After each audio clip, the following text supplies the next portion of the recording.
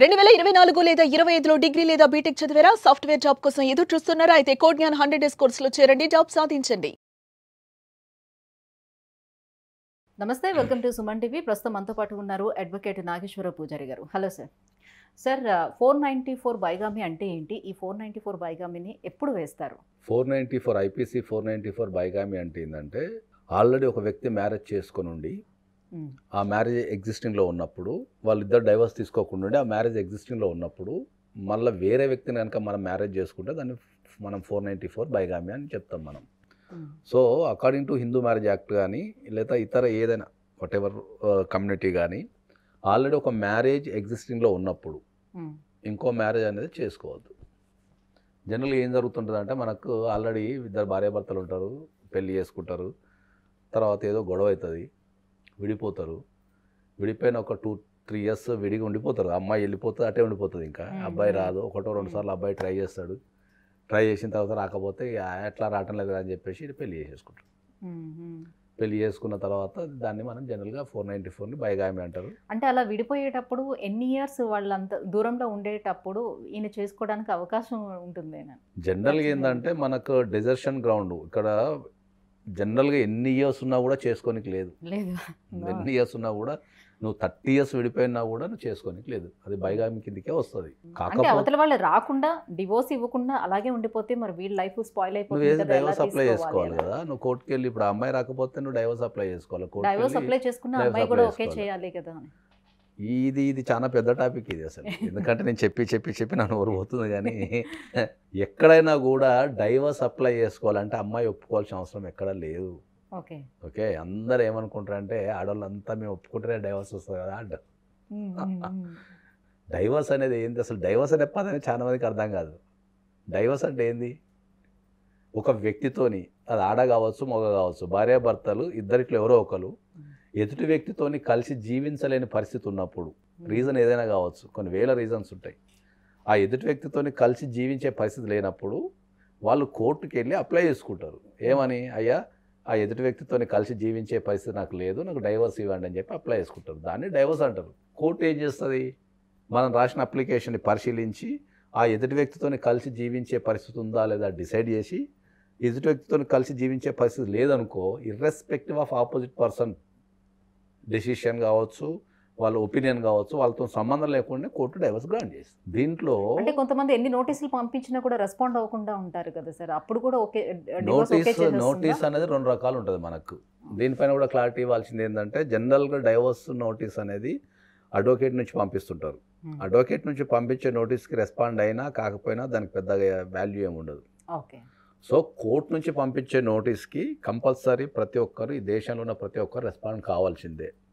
ఒకవేళ ఏదన్నా కారణం వల్ల కనుక రెస్పాండ్ కాకపోతే court has a power to give divorce irrespective of the situation. ఇప్పుడు ఒక అబ్బాయి డైవర్స్ అప్లై చేసుకున్నాడు అనుకుందాం కోర్టు నుంచి. ఆ డైవర్స్ నోటీసు ఆ ఆపోజిట్కి చేరిన తర్వాత మళ్ళీ కోర్టుకు రాకపోతే కోర్టు డైరెక్ట్ డైవర్స్ ఇచ్చేస్తుంది. దాన్ని ఎక్స్ పార్టీ డైవర్స్ అంటారు. సో నువ్వు రాలేదు కాబట్టి నేను ఇచ్చేస్తున్నా అనేది ఎక్స్ పార్టీ డైవర్స్.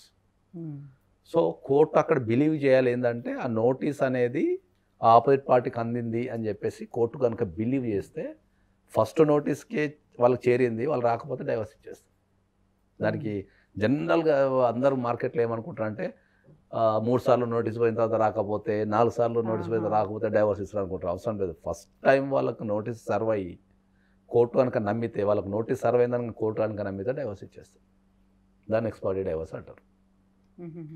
సో 494 అనేది చాలామందికి ఉన్న డౌట్స్ ఏంటి అంటే, కొంతమంది ఏం చేస్తారంటే, ఇప్పుడు ఆల్రెడీ ఇంతకుముందు మనం మాట్లాడుకున్నప్పుడు ఆ అమ్మాయి వెళ్ళిపోయింది కదా, ఎట్లా రాదు కదా, ఎప్పటికి రాదు, ఈ కోర్టు చుట్టూ ఏం తిరగాల, తర్వాత ఏం ప్రాబ్లం అవుతుంది అని చెప్పేసి వీళ్ళు ఎవరినో ఒకరిని పెళ్లి చేసుకోవడం జరుగుతుంది. పెళ్లి చేసుకున్న తర్వాత వీళ్ళు అంటే నార్మల్గా గుళ్ళోనో లేకపోతే ఎక్కడో ఎవరికి తెలియకుండా పెళ్లి చేసుకుని ఇంట్లో పెట్టుకొని కాపురం చేస్తుంటారు. సో 494 ప్రధానంగా చెప్పాల్సింది ఏంటి అంటే, అందరికీ ప్రధానంగా చెప్పాల్సింది ఏంటి అంటే, ఆల్రెడీ మ్యారేజ్ ఎగ్జిస్టింగ్లో ఉండగా ఇంకో మ్యారేజ్ చేసుకోనికి లేదు. ఓకే, కొంతమంది ఏమంటారంటే, నేను ఆల్రెడీ 2వ మ్యారేజ్ కూడా చేసుకున్నా సరే, ఆ అమ్మాయితో ఒక్కరోజు కూడా కలిసి లేను అంటాడు. సో నువ్వు 2వ మ్యారేజ్కి చేసుకున్నా ఒక్కరోజు కలిసి లేకున్నా కూడా నువ్వు తాళి కట్టినట్టు ప్రూఫ్ ఉంటే అది 2వ మ్యారేజ్ కిందకే పరిగణిస్తారు.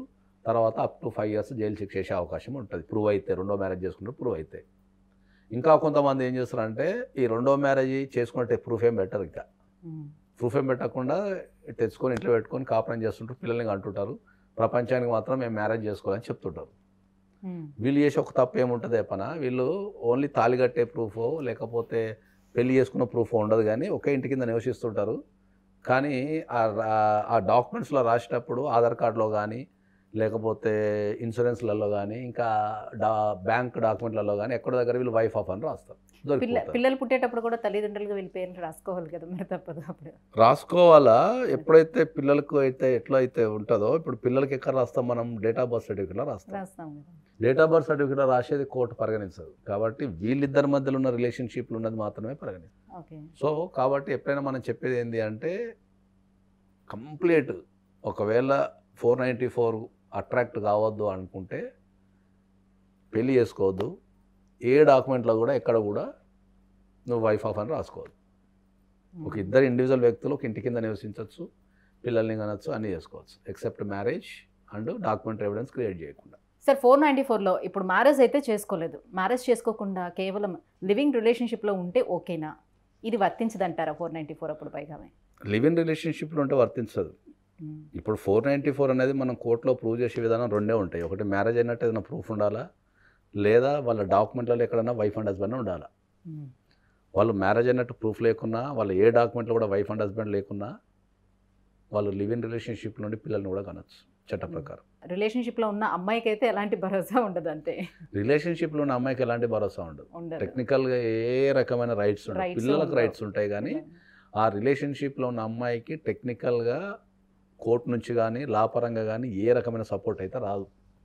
సో ఇక వాళ్ళు ధైర్యం చేసి నమ్మకంతో ఆ రిలేషన్షిప్లోకి వెళ్ళాల్సిందే తప్ప వాళ్ళు చట్టపరంగా ఏమైనా క్లెయిమ్ చేసుకోవడానికి అయితే ఏ అవకాశం ఉండదు. థ్యాంక్ యూ సో మచ్ అండి. 494 బైగామి అంటే ఏంటి, సో ఎవరికి వర్తిస్తుంది, ఎప్పుడు వేస్తారు అనే విషయాన్ని తెలియజేసినందుకు థ్యాంక్ యూ.